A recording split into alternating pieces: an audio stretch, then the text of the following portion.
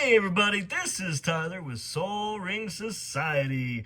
We're coming at you today with another deck tech. Today we're running Yuriko, the Tiger Shadow. We had a member of our community ask for a Dimir deck that was not zombies, so it's ninjas. Yuriko's a very special commander. I know she is on the higher power listing. A lot of people already know her, they love her, they know what kind of to expect. So this is kind of just my unique little twist on the deck. I'm going to give a quick little rundown of the card. It's a 3-drop, 1 colorless, 1 blue, 1 black, 1/3. Commander ninjutsu blue-black. Return an unblocked attacker you control to your hand. Put the card on the battlefield from your hand or the command zone tapped and attacking. Whenever a ninja you control does combat damage to a player, reveal the top card of your library. Put that card into your hand. Each opponent loses life equal to that card's converted, mana value. That's really good because you're going to want to flip a lot of cards, have a lot of ninjas, and hit people to drain them out of the game. That's the meta for this deck we're going to take. Our biggest themes in this deck, there's a time theme where we want to be taking extra turns. There is a pretty decent draw card theme where we want to be drawing lots of cards. And our number one theme, though, is clones. Yes, this is my clone deck. I think it's great to get Yuriko copies and do a bunch of clone shenanigans with it, so you get a ton of triggers. There's only a couple clones it doesn't run, which are definitely the more powerful ones, but I do have those out because it kind of just makes it a little too easy to do the theme. So let's take a look at some of the most important cards in the deck. Alright, so the first chunk of cards we're going to look at today are going to be ones that enable us to do the ninjutsu stuff. That's going to be a lot of cards that have this kind of effect, where it's a 1/1-for-1 flash. We got Thieves Guild Enforcer. It's great. When it enters the battlefield, each opponent mills 2 cards, or if another rogue enters, which you're going to see as kind of a sub-theme. And then if an opponent has 8 or more cards in their graveyard, it gets +2/+1 and has Death Touch. I've milled people out or gotten at least close to doing it, which is how often this card will enter and leave the battlefield. It's an easy card, it's 1 drop, and plus it's typically quite evasive. Flash means you can play it at an opponent's end step, and they won't necessarily have a lot to do about it, unless they hold up their action. The next card I want to talk about is Fairy Seer, a 1-drop 1 that's flying. Whenever it enters the battlefield, scry 2. A little bit of value when you play it, plus it's flying, so it's evasive. 1/1-for-1, we got Slitherblade. Slitherblade cannot be blocked. It's, 1/2-for-1, it can't be blocked. Really easy card, really easy to recast, and it's evasive. Another one is a 1/1-for-1. It is a 1,000-faced shadow. It also has ninjutsu for 2 blue and 2 colorless, flying. Whenever it enters the battlefield from your hand, if it's attacking, create a token that's a copy of another target attacking creature. The token enters the battlefield tapped and attacking. So it's a great way. It's also already its own ninja. A 1/1-for-1 with flying is already nice and evasive, so good stuff there. We have Changeling Outcast, a 1/1-for-1 with Changeling, so it's already a ninja as well, and a zombie. Changeling Outcast cannot be blocked and cannot block. Great stuff. We also have a Ghostly Pilferer. Now this is a 2/1-for-2 that says whenever it becomes untapped, you may pay 2 if you do draw a card. Kind of a slow option, but it is there for you. More importantly, whenever an opponent casts a spell from anywhere other than their hand, draw a card. That's great because it is a nice little easy form of card draw. It also has the ability where you can discard a card so it cannot be blocked this turn, meaning it does give you another option for getting in. Alright, we also have a Likeness Looter. It's a 1/1-for-2 flyer with the ability to tap, draw a card, discard a card, and the ability X, where it can become a copy of target creature in your graveyard with mana value X, except it has flying and that ability, only at sorcery speed, of course. Because I do run a lot of clones and other effects that want to become other creatures, it just gives you the ability to kind of do that, where if you have like a key piece that gets taken out, you can kind of reuse it, like some of the unblockable pieces, stuff like that. Also, we play a Baleful Strix, a 2-drop 1/1 flying Death Touch. Whenever it enters, draw a card. Definitely a flex slot for me, but I do like the ability of flying Death Touch. It means it's kind of have that double evasion stat, and drawing a card is nice. We also run Jadar, Ghoulcaller of Nephalia, 1/1-for-2. Beginning of my end step, if you control no creatures with Decayed, create a 2/2 black zombie creature token with Decayed. Now, Decayed zombies can't block, but what they do is they run into combat. And if a person only has got the low drops out at that time, they may not block your zombie, which means you get to pop it back to your hand, get rid of it, pop your Yuriko in there or one of your other ninjas, and then at your end step, you make another zombie. It's pretty great. We also run Yukima, Stalking Shadow with 3-drop 2/2. It has a partner ability which is irrelevant, and it cannot be blocked. Whenever it leaves the battlefield, it does 2 damage to target player, and you gain 2 life or X is its power. It'll always be 2 in this deck. Very, very, very rarely would it ever get pumped. But it's a flex slot for this deck. It's definitely one I've considered taking out. Alright, that is our unblockable enablers. And so let's go ahead and talk about the next fun part of this deck. That will be our clones. So let me grab those real quick. And we can take a look at some of our clone people. All right. To start us off with our clones, we got a Cephalid Face Taker. Can't be blocked, 1/4. It's also a rogue, so it fits that type. At beginning of combat on my turn, you may have Cephalid Facebreaker become a copy of another target creature until the end of turn, except for it's a 1/4 and can't be blocked. It copies other creatures. It cannot be blocked, so it does all the things that we want to do. It's also a rogue, so it fits that type.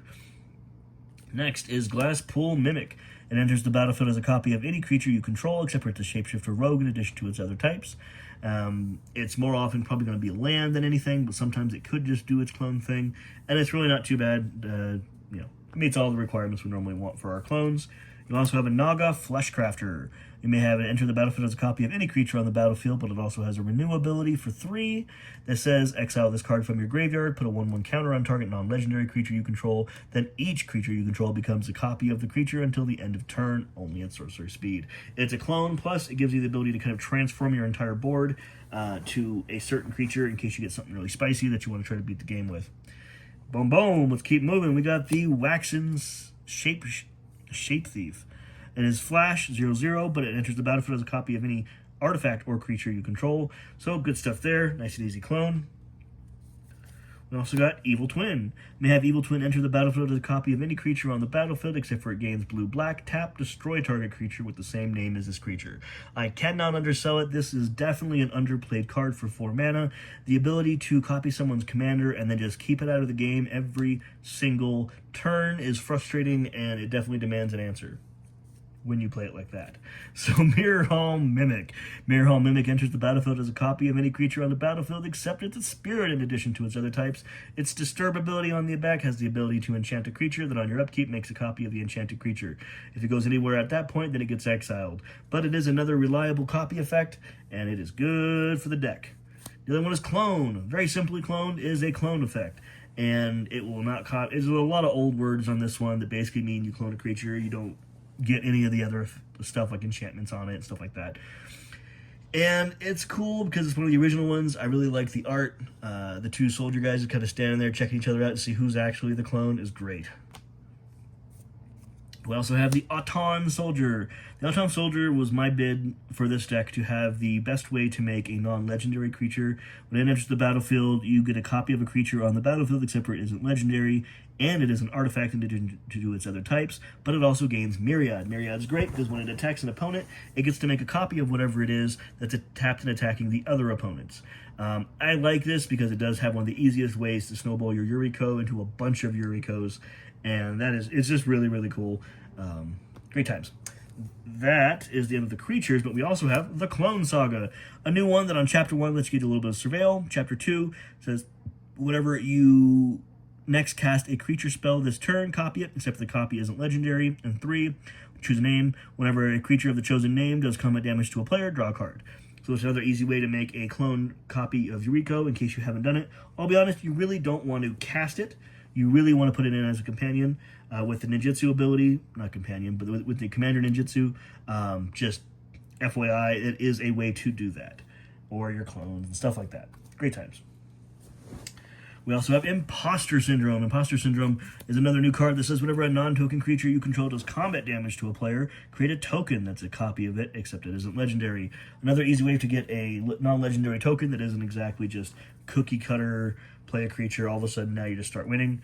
Like I said, there is 3 of them that I would like to see in the deck again at some point, but I have them out right now, so I can just kind of spread some of that power out. So now we're going to take a look at our next major theme. That is, of course, ninjas. I run a very small ninja package in this deck because I really want to focus on Yuriko triggers, not just ninjas. But we have Satoru Umezawa. Whenever you activate a ninjutsu ability, look at the top 3 cards of your library, put one of them into your hand, the rest at the bottom of your library in any order. This ability triggers only once each turn, and each creature card in your hand has ninjutsu for 4. That's 1 blue, 1 black, 2 colorless. It's a 2/4 for 3. It is a ninja. It's a really cool art. It's a really cool ninja, and it does the ability you want by giving your other creatures the ability to sneak out a little bit cheaper. Speak of the devil, let's talk about it. We have a Demon Ninja, 6/5, Silent Blade Oni. It normally costs 7. 7 whole mana, 2 blue, 2 black, and 3 colorless. But you can ninjutsu it out for 6. It says, whenever it does combat damage to a player, look at that player's hand. You may then cast a spell from among those cards without paying its mana cost. It's a very strong ninja. That's why it's so heavily costed. But getting the ability to play some free spells from your opponent's hand is quite sweet, especially if you're able to sneak it out any earlier. You also have the Fallen Shinobi, a zombie ninja, 5/4 for 5, or you can ninjutsu it out for 4, blue, black, and 2. Whenever it does combat damage to a player, that player exiles the top 2 cards of their library. Until the end of turn, you may play those cards without paying a mana cost. It's another free value engine for ninjas, and it's pretty sweet. Then we also have Ninja of the Deep Hours. It is a 4-drop 2/2 with ninjutsu for 2, blue and 1, and whenever it does combat damage to a player, you may draw a card. Then we have the Ingenious Infiltrator, a 4-drop 2/3, or ninjutsu for blue-black. Whenever a ninja you control does combat damage to a player, draw a card. Because our whole goal is to get some ninjas on the battlefield in this deck, it is a very consistent way to get some card draw going. Alright, so let's take a look at one of the next parts we have for this deck. That is to make sure that we are hitting with a bunch of ninjas. We have a Leyline of Transformation. Leyline of Transformation is a 4-drop that if you begin the game with your opening hand, you may put it on the battlefield at the start. When it enters, choose a creature type, ninjas. Creatures you control of the chosen type, in addition to their other types. The same is true for creature spells you control and creature spells you own that aren't on the battlefield. Because we want to make a bunch of ninjas, this guarantees that we're going to see the most Yuriko triggers no matter who we're hitting with. We also have a Maskwood Nexus. It's basically the same thing, except for you can't get the bonus of starting with it. Creatures you control are every creature type. The same is true for creature spells you control and own but aren't on the battlefield. You also have the ability, which I have never used, 3 mana, tap it, make a 2/2 blue shapeshifter creature token with Changeling. It does make ninjas, but it is one that I have rarely ever used for the Maskwood Nexus. Alright, let's take a look at the next major theme we have in this deck. That will be time. We need more time because sometimes you flip lands, sometimes you flip 1 or 2 drops in this deck and you don't really do much. So we have Time Warp, take an extra turn after this one. Temporal Mastery, take an extra turn after this one but exile it with the ability to potentially flip it as a miracle for 2 if you happen to draw it for the first card you've drawn in the turn. We also have Nexus of Fate. Take an extra turn after this one. Nexus of Fate would be put into a graveyard from anywhere, reveal it, and shuffle it back into your library instead. We also have Alrund's Epiphany. Create 2 1/1 blue bird creature tokens with flying. Take an extra turn after this one. Exile it with the ability to foretell for 6 in case you need to play it a little bit cheaper. But you probably already revealed it, so your party knows you have it. We also have Beacon of Tomorrow. Beacon of Tomorrow says take an extra turn after this one. Shuffle it into your library instead of, the old discard, which is great. And we have Expropriate. Expropriate says Council's Dilemma. Starting with you, each player votes for time or money. For each vote for time, you get to take an extra turn after this one. For each money vote, choose a permanent owned by that voter and gain control of it, then exile it. What this realistically says is take 1 turn and steal 3 permanents from your opponents. It's pretty great. Sometimes you'll get that second extra turn out of it, but more or less you're just trying to dome people for, 9 damage? Yeah, good times. We also have Temporal Trespass. It's Delve, which means you can exile cards from your graveyard to help it pay for its cost, but it does say take an extra turn after this one, exile it. We also have Time Stretch. Target player takes 2 extra turns after this one. So that'll make sure we get enough turns to actually do the thing and kill people with Yuriko. Great times ahead for us, not so much for everybody else. Alright, the next package I want to look at is going to be just a quick little creature rundown of some of the creatures we included in this deck that fill more utility roles. We have Tetsuo Umezawa Fugitive. Creatures that control with power or toughness 1 or less cannot be blocked. It's also a rogue, but the unblockable is really why we're in there, given all of our ability, especially Yuriko likes to get blocked. We have an Opposition Agent.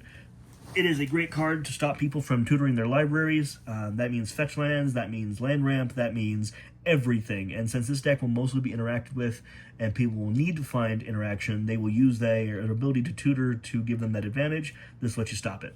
It's a great card. Nothing feels better than cultivating in Dimir. We also have Gix, Yawgmoth Praetor. Gix is one of the creatures I have thought about actually taking out of the deck as well.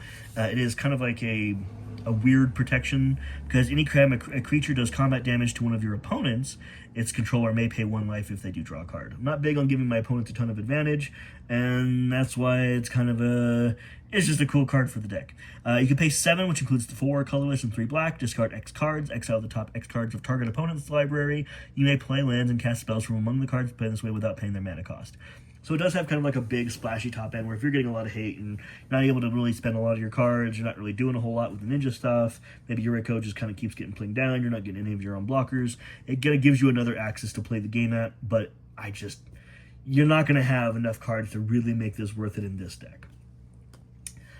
We have Grezlix. Grezlix, Illithid Scholar. Whenever a creature you control becomes blocked, you may return it to its owner's hand. Whenever one or more creatures you control deal combat damage to a player, draw a card. You're going to notice a big theme here, guys. We do like to draw cards, but we also want to make sure that if our creatures do get blocked, give it the ability to keep them around. That's exactly what this card's in here for, and it's a cool Illithid. Hard to argue with there. So we've done a lot of talk about the ways we want to kind of get our triggers. Now let's talk about ways we'll make sure we hit good triggers. These will include some game changers, and keep in mind all cards are always optional, but for me, Vampiric Tutor. Search my library for a card, shuffle it, put it on top, lose 2 life. That guarantees I hit something good. We got Insatiable Arvice, basically the same thing, but a bit more expensive.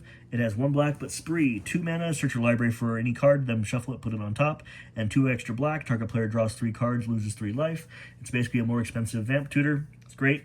Got Brainstorm, draw 3 cards, put 2 of your cards from your hand back on the top of your library in any order. It just makes sure that you're going to be hitting all the right cards you want for your Yuriko triggers. We also got a Mystical Tutor, search your library for an instant or sorcery card, reveal it, put it on top. Same thing. Ponder, look at the top 3 cards of your library, you may put them back in any order, you may shuffle, and then draw a card. So again, it's card draw, it's digging, it's make sure that you get some cool top deck stuff for your triggers. We have Preordain, which is a scry 2 draw card. That means you're guaranteeing at least 1 card on the top of your library that you could know about that might be helpful. Or it digs you to hopefully something that is more helpful. Anybody that knows me knows that the next suite that I'm going to be talking about is all my protection stuff. So let's take a look at protection. First off, we'll start with Negate, Counterspell, non-creature. We got Counterspell, counter any spell. Arcane Denial, counter a spell, but people get to draw some cards. Spider Sense, counter target instant or sorcery spell, target instant spell, sorcery spell, or triggered ability. And Mindbreak Trap, exile any number of target spells. Great stuff, great ways to keep you protected, keep you safe, great stuff. The next way, we have a couple little protection spells that work on different axes. Malkir Rebirth says choose a creature, you lose 2 life until the end of turn that creature gains. Whenever the creature dies, return it to the battlefield tapped under its owner's control. Great way to keep your commander around in case something dumb happens, like a board wipe. Hide on the Ceiling, exile X target artifacts and/or creatures, return the exile cards to the battlefield under its owner's control at the beginning of the next end step. That's a new protection spell. We're going to see how it plays. I don't know if it's going to be amazing, but it is something. And the other game changer this deck will run is Demonic Tutor, because sometimes you just need to make sure you get one of those key pieces that makes all your stuff ninjas. Maybe you want a key shapeshifter that lets you do the clone stuff and stir all that up. So you need a way to be able to find one of those key pieces to really let this deck do the fun part that it's trying to do, not just the ugly part. We do run a couple artifacts, Talisman of Dominance, Dimir Signet. We do not run a Soul Ring in this deck. You heard me, a commander deck that intentionally does not run a Soul Ring, not because I don't like it, but because you never want to play Soul Ring on 1. You really don't want to play a Soul Ring on 2. 3 is probably the first turn that you might even consider playing a Soul Ring, but you really don't need to. And I apologize, guys, my phone actually died in the middle of that particular sentence, so if you're noticing why it looks a little weird, that's why. So that was the end of our Mana Rock section. We don't really run a lot there. Let's talk about some interaction. We run a Baleful Mastery. It's a 4-drop that lets you exile target creature or planeswalker with an alternate cost that says you may pay 2, and if you do, and a target opponent draws a card. It's great because if an opponent gets to draw a card, you can make that the player that's behind, the player that's been getting, missing their land drops, all kinds of good stuff, so it helps kind of balance out the board just a little bit. And we have a copy of Damnation. Damnation's a catch-all wrath. Destroy all creatures, can't be regenerated. You can't really ask for too much more in Dimir, and I do enjoy it. So there's the removal. We also run 4 kind of more fun cards. These are cards that don't necessarily fit the theme and are always going to be considered flex slots. The first one will be the Beholder's Charm Ray. Beholder's Charm Ray is a bribery card that says search target opponent's library for a creature card, put it on the battlefield under your control, then shuffle. It's great because you can get all kinds of good stuff. Here's looking at you, Blightsteel. There's looking at the Sphinx to let you draw extra cards. I mean, there's just... Rarely is there one creature in an opponent's deck you don't want to take, and we'd be like, man, that would be cool if I just. Something to remember is if you do ever ninjutsu them back, they go back to the opponent, so they're going to be ones that you continually just try to keep out and use. Another fun spell we have is actually a pair of spells that kind of do the same thing. It is Treasure Cruise and Dig Through Time. Treasure Cruise and Dig both have Delve, which means you can exile cards from your graveyard to help pay for their cost. Treasure Cruise draws 3, and Dig Through Time looks at the top 7 and lets you choose 2 and put them in your hand, the rest at the bottom of the library in any order. They are great cards because of their high CMC base cost, but low casting cost due to Delve, and since you're not really trying to reanimate a bunch of stuff, you can generally use that to help fuel them. Getting them out for 1 to 2 mana is a pretty sweet rate for those. The last spell I want to talk about before we go into our fun stuff is going to be Breach the Multiverse. Breach is great. It's not really for this deck. I will admit, this is another card that could absolutely get taken out. I probably wouldn't even worry about it. Geesh, I don't know. It's fun in this deck because it mills 10, and then you get a creature or planeswalker from each player, and they become Phyrexians. None of that really partly matters. Like, a bunch of free spells is usually pretty good. It is just so much value that I think I'll probably end up putting in another deck over time once I get some extra copies of the Shakasimas to pass around. But we'll see. It's in there for now because it is a big reanimation, but that's like the only way it really does it. Just in case you get something really juicy from an opponent. I don't know. I think it's a cool card. Breach. All right. Then the last piece I want to talk to you guys about today will just be a couple optional cards. These are necessarily just card draw cards that are pretty staples for blue-black. We're going to start off with an easy one. That is Mystic Remora, 1-drop, cumulative upkeep 1. Whenever an opponent casts a non-creature spell, you may draw a card unless the player pays 4. It's a May, it's good, but for most of the time you can run this 3 or 4 turns since you're playing a really low CMC deck. Any ability to draw 3 or 4 cards off it would be just amazing. And then the final card we'll talk about for this deck will be Phyrexian Arena. Phyrexian Arena is really cool because you can upkeep, it gets draw a card, lose a life. It's pretty staple. I think there's a lot of cards that do really creep this out. You know, I could see this being a 1-ring, a lot of other things like that. So that's just kind of my general perspective on Phyrexian Arena. I just really like the art, and it hasn't gotten swapped out because it's a cool card. And it does exactly what you want. Just that one extra card sometimes is enough to really get you the extra value. Some things for this deck that I have certainly considered, things that I'm wanting to kind of swap out and things that I might change in the future. I am looking at a couple other Shakasimas, the No Legend rule, and then the original. I'm also looking at the 4-drop blue that lets you get a non-legendary token of a permanent creature, and it gets the 1/1 counter. I have them. There's in other decks right now, specifically my Miram deck, because it also likes to do the clone thing. There's more unblockable creatures, I think, that could also be some potential adds to kind of beef it up. But what I found really troubling with Yuriko is you don't want to top end load too many low drops, because in your flips tend to be pretty low. You also don't want to top end too many heavy drops because then you never really cast anything. And so this has been kind of the most playable middle ground I've had for Yuriko in a long time. So I'm pretty happy with its results. But those are the upgrades I would be looking at if I wanted to do anything. I'd probably cut Gix, probably cut Breach, slap in each of the Sakasimas, and then look at a couple more clones. But that's really kind of the only way I would really go. I mean, you could add Rhystic Study in here instead of the Phyrexian Arena. That would be an easy increase. As far as ways to make the deck a little bit cheaper, you really don't have a ton of ways. I mean, you could drop the clone route altogether and just go for better ninjas. There's lots of ninja options out there you could pick up that do cool things. Like there's a Mist one that makes copies. I like the little token guys. I mean, there's a lot more you can do. There's one that makes your ninjutsus a little cheaper. It's nothing that I would really say is essential. So if you wanted to make it more ninja themed, there's a direction to do that, and it is a little bit more budget friendly. But this is already a fairly cheap deck. Land base is pretty well split between blue and black, a couple utility lands, a couple extra basics. And I want to show the reason I truly love this deck the most.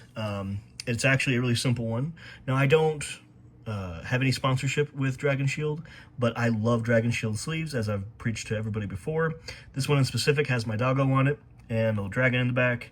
So this is one of my favorite sleeves just because of that. I love sleeving it up and getting a chance to see her at the table. It doesn't hurt.